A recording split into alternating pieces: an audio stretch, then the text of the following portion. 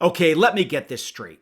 A electronic ship based on a very popular TV series and hit movie in 1979 is canceled by the country's biggest toy company, citing a chip shortage. But a small company that virtually no one has ever heard of is able to acquire those exact same chips to produce their own electronic ship based on a movie that was not kid-friendly at all, but the ship sells fantastically well regardless.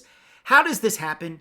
Or is it just a case that once again, Battlestar Galactica fans get fracked?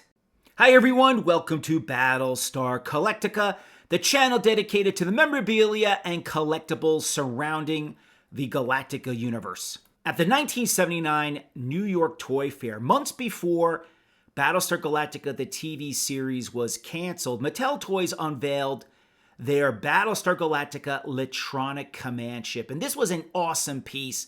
Based on what I've heard, some of the retailers that were there that pre-ordered this ship were amazed by it. They had nothing like this on their shelves, and they pre-ordered it very heavily for the upcoming Christmas season. Now, this toy had a little bit of everything, and there simply was nothing like this on the market.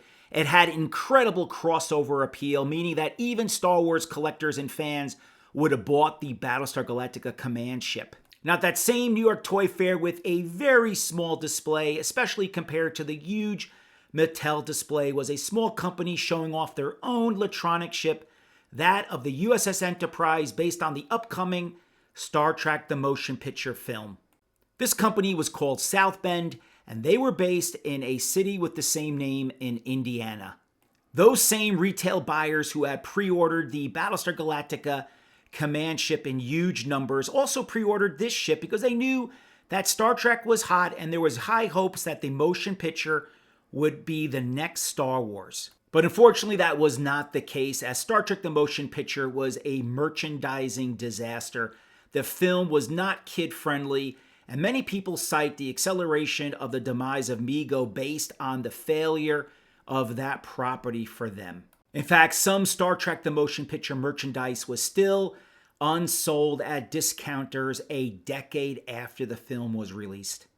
But there was a bright spot. The South Bend electronic USS Enterprise was an instant hit during the holiday season of 1979 and virtually impossible to find in 1980. It sold that well.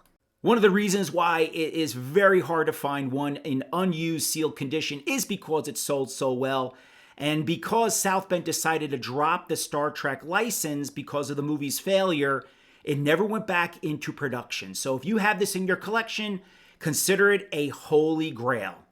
Now, getting back to Mattel's decision to cancel their electronic Battlestar Galactica, what a blunder. Regardless if the show was canceled or not, it would have sold incredibly well, and I guarantee you would have been very hard to find that holiday season. And the proof that Mattel made a huge mistake is right in front of us. The electronic USS Enterprise by South Bend was a huge hit with kids who dislike the movie, and it proves that kids don't care about TV shows or movies. They just want something awesome to play with, and that is what South Bend delivered.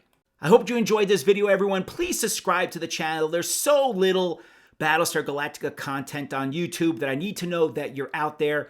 Give this video a thumbs up. I will see you in the next episode. Have a great Galactica day, everyone.